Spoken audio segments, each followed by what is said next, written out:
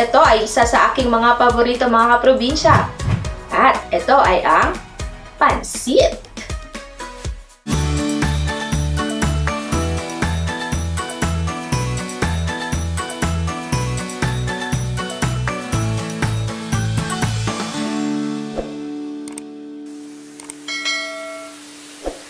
Hello, hello mga kaprobinsya!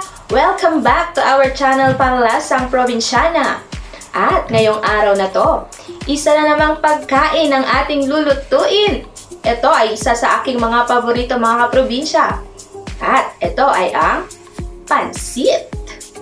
Tara na, alamin na natin ang mga ingredients na kakailanganin natin sa pagluluto ng pansit. Pansit bihon, kikiam, repolyo, karne ng baboy, soy sauce, oyster sauce, pork cube, bawang, paminta, sibuyas. Gagamit din tayo ng pansit canton, beans, carrots, bell pepper, at huwag din nating kalimutan ang mantika bilang ating panggisa, at mangangailangan din tayo ng tubig.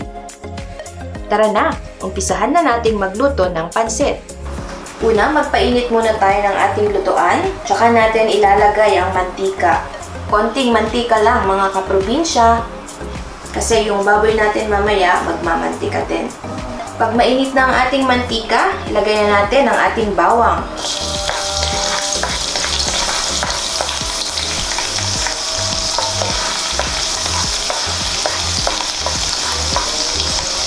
Sunod na natin ilagay ang ating sibuyas.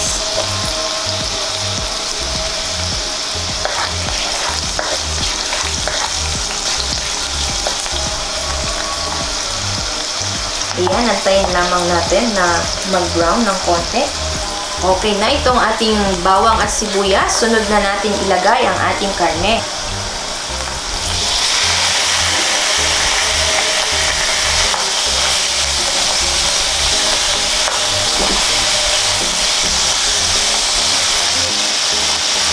Ayan, okay na itong ating karne ng baboy. Sunod na natin ilagay ang ating kikiam. Ayan.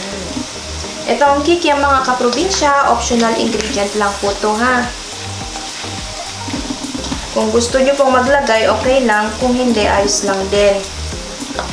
Yung iba kasi naglalagay ng, ng shrimp or chicken.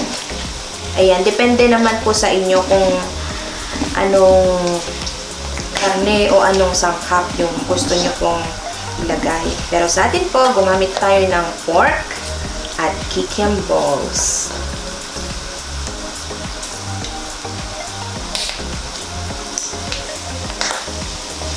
Ayan, okay na din ang ating kikiam. Ilagay na rin natin ang paminta.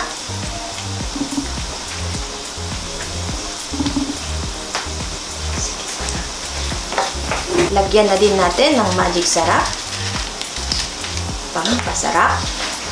Ayan. Pag hindi po kayo gumagamit ng magic sarap, wala pong problema. Ilagay na rin natin ang ating gulay at unahin natin ang carrots.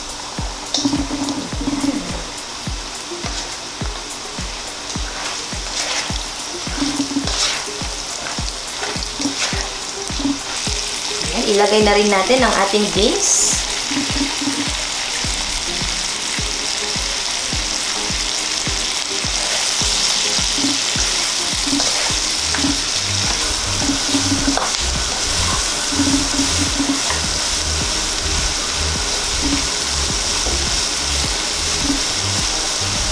Lagay na rin natin ang ating bell pepper.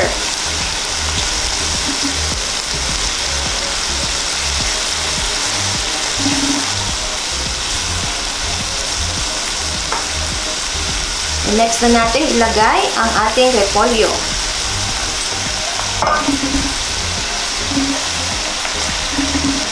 Yan, sagalang-sagana sa gulay.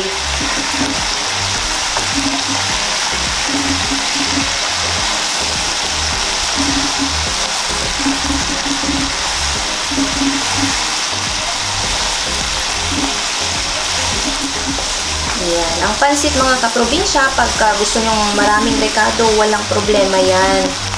Kung kukunti man, okay lang din. Importante po na lutuin nating maigi yung gulay, lalo na pag mga bata ang kakain. Lagay na rin po tayo ng ating oyster sauce. Ayan.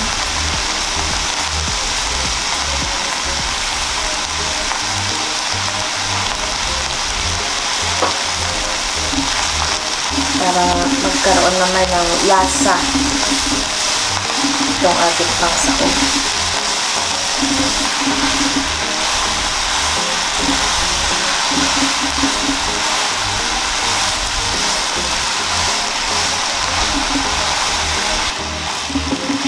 Ayan, okay na itong ating gulay. Isasalin lamang po natin kasi dito din tayo magpapakulo ng tubig para sa ating pansit.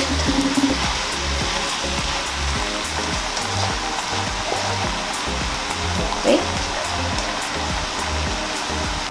At ngayon naman, magpapakulo tayo ng tubig.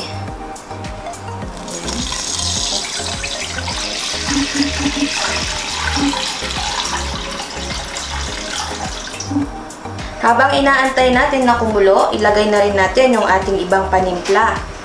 Ito yung ating oyster sauce. Ayan. Lagyan din natin ng soy sauce. Yung ating pork cube. Ayan, antayin na lamang natin na kumulo. Pagka kumukulo na itong ating tubig, magdagdag din tayo ng paminta. At ng isang kutsarang mantika. Itong mantika, mga kaprobinsya, nag-a-add tayo para mamaya hindi buo-buo yung ating pansit. Ayan, kumukulo na ulit. Ilagay na natin ang ating noodles. Unahin natin ang bihon. Ayan. Hindi na natin ibinabad. Kasi madami naman po yung tubig na ginamit natin. Diba kasi yung iba, ibinababad muna nila sa tubig bago ilagay. Ayan. Importanteng ma-soak lamang siya dito.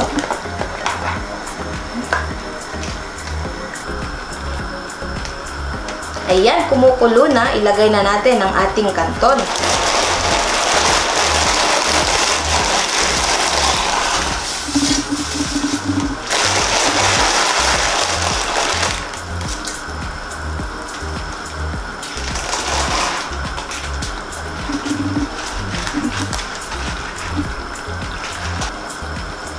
Huwag po kayong mag-alala mga kaprobinsya kung nag-aalala kayo kung gaano karaming tubig ang ilalagay nyo.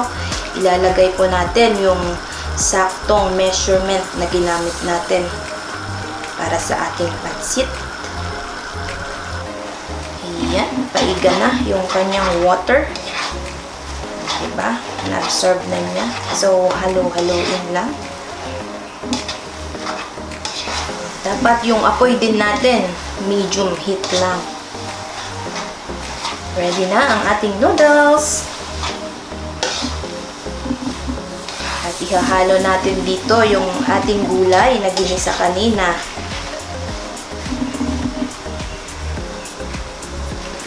Ihalo na natin ang ating gulay. Ginisang gulay. Dami. Mga kaprobinsya, pwede tayong gumamit ng 2 sandok para mabilis ang paghalo. Yan na ang ating pansit.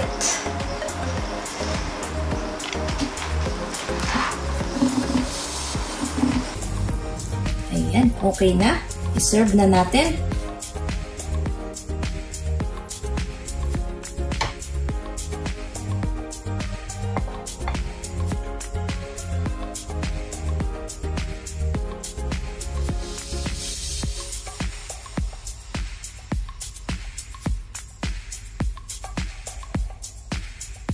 Okay na.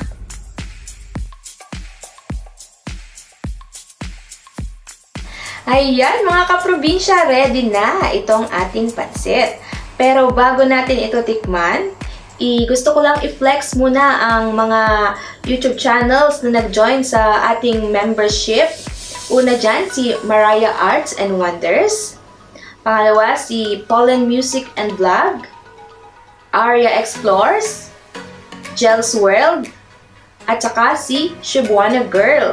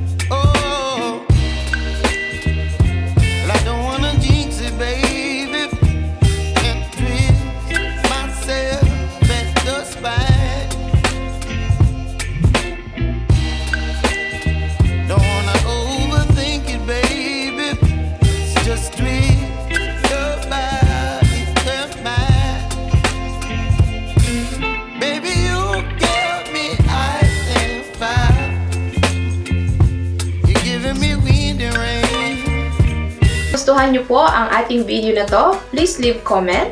Paki-click na rin ang ating like button. At kung bago kayo sa aming channel, please click subscribe. At paki-ring na din ang ating notification bell para updated kayo sa mga susunod pa nating mga recipes. Maraming salamat mga kaprobinsya! A happy little mountain.